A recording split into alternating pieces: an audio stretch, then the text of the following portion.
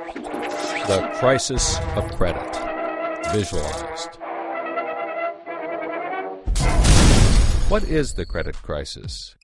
It's a worldwide financial fiasco involving terms you've probably heard like subprime mortgages, collateralized debt obligations, frozen credit markets, and credit default swaps. Who's affected? Everyone. How did it happen? Here's how. The credit crisis brings two groups of people together, homeowners and investors. Homeowners represent their mortgages, and investors represent their money. These mortgages represent houses, and this money represents large institutions like pension funds, insurance companies, sovereign funds, mutual funds, etc. These groups are brought together through the financial system, a bunch of banks and brokers commonly known as Wall Street. While it may not seem like it, these banks on Wall Street are closely connected to these houses on Main Street. To understand how, let's start at the beginning. Years ago, the investors are sitting on their pile of money, looking for a good investment to turn into more money. Traditionally, they go to the U.S. Federal Reserve, where they buy Treasury bills, believed to be the safest investment. But in the wake of the dot-com bust in September 11th, Federal Reserve Chairman Alan Greenspan lowers interest rates to only 1% to keep the economy strong. 1% is a very low return on investment, so the investors say, no thanks. On the flip side, this means banks on Wall Street can borrow from the Fed for only 1%. Add to that general surpluses from Japan, China, and the Middle East, and there's an abundance of cheap credit. This makes borrowing money easy for banks and causes them to go crazy with leverage. Leverage is borrowing money to amplify the outcome of a deal. Here's how it works. In a normal deal, someone with $10,000 buys a box for $10,000. He then sells it to someone else for $11,000. For a $1,000 profit, a good deal. But using leverage, someone with $10,000 would go borrow $990,000 more dollars, giving him $1 million in hand. Then he goes and buys 100 boxes with his $1 million and sells them to someone else for $1,100,000. Then he pays back his $990,000 plus $10,000 in interest. And after his initial $10,000, he's left with a $90,000 profit versus the other guy's $1,000. Leverage turns good deals into great deals. This is a major way banks make their money. So Wall Street takes out a ton of credit, makes great deals, and grows tremendously rich, and then pays it back.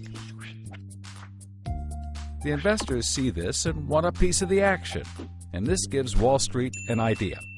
They can connect the investors to the homeowners through mortgages. Here's how it works.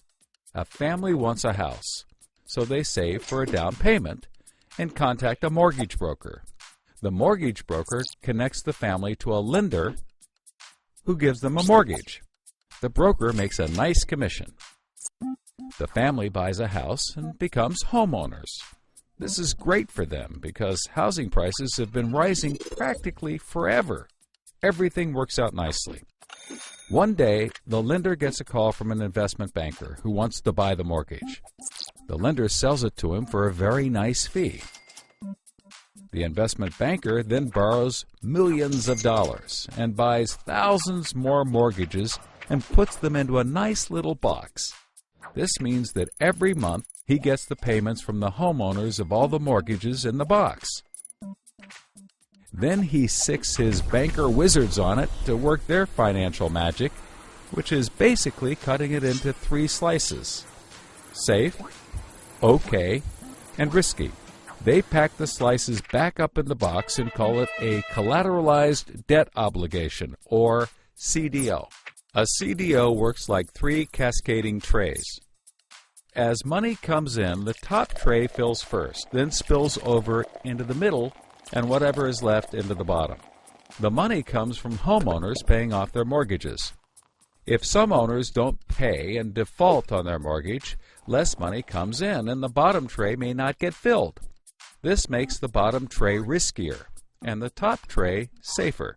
To compensate for the higher risk, the bottom tray receives a higher rate of return, while the top receives a lower, but still nice return. To make the top even safer, banks will insure it for a small fee called a credit default swap. The banks do all of this work so that credit rating agencies will stamp the top slice as a safe, AAA rated investment, the highest, safest rating there is. The OK slice is BBB, still pretty good, and they don't bother to rate the risky slice. Because of the AAA rating, the investment banker can sell the safe slice to the investors who only want safe investments.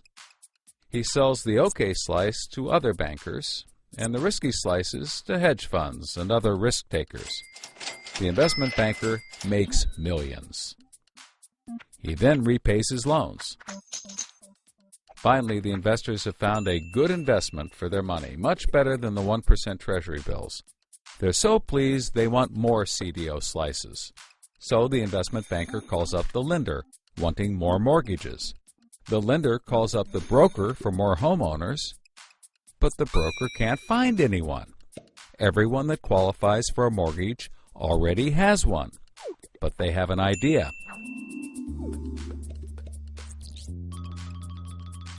When homeowners default on their mortgage, the lender gets the house, and houses are always increasing in value.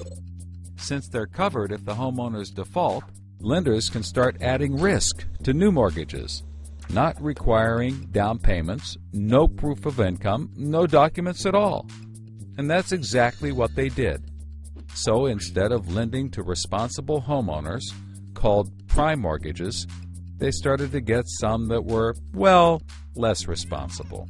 These are subprime mortgages. This is the turning point. So, just like always, the mortgage broker connects the family with a lender and a mortgage, making his commission. The family buys a big house. The lender sells the mortgage to the investment banker, who turns it into a CDO and sells slices to the investors and others. This actually works out nicely for everyone and makes them all rich. No one was worried because as soon as they sold the mortgage to the next guy, it was his problem. If the homeowners were to default, they didn't care. They were selling off their risk to the next guy and making millions, like playing hot potato with a time bomb. Not surprisingly, the homeowners default on their mortgage, which at this moment is owned by the banker. This means he forecloses and one of his monthly payments turns into a house. No big deal. He puts it up for sale. But more and more of his monthly payments turn into houses. Now there are so many houses for sale on the market, creating more supply than there is demand, and housing prices aren't rising anymore. In fact, they plummet. This creates an interesting problem for homeowners still paying their mortgages. As all the houses in their neighborhood go up for sale, the value of their house goes down, and they start to wonder why they're paying back their $300,000 mortgage when the house is now worth only $90,000. They decide that it doesn't make sense to continue paying, even though they can afford to, and they walk away from their house. Default rates sweep the country, and prices plummet. Now the investment banker is basically holding a box full of worthless houses. He calls up his buddy, the investor, to sell his CDO, but the investor isn't stupid and says, no thanks. He knows that the stream of money isn't even a dribble anymore. The banker tries to sell to everyone, but nobody wants to buy his bomb. He's freaking out because he borrowed millions, sometimes billions of dollars to buy this bomb, and he can't pay it back. Whatever he tries, he can't get rid of it. But he's not the only one. The investors have already bought thousands of these bombs. The lender calls up trying to sell his mortgage, but the banker won't buy it, and the broker is out of work. The whole financial system is frozen, and things get dark.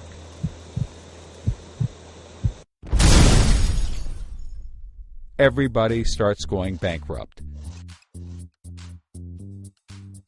But that's not all. The investor calls up the homeowner and tells him that his investments are worthless. And you can begin to see how the crisis flows in a cycle. Welcome to the crisis of credit.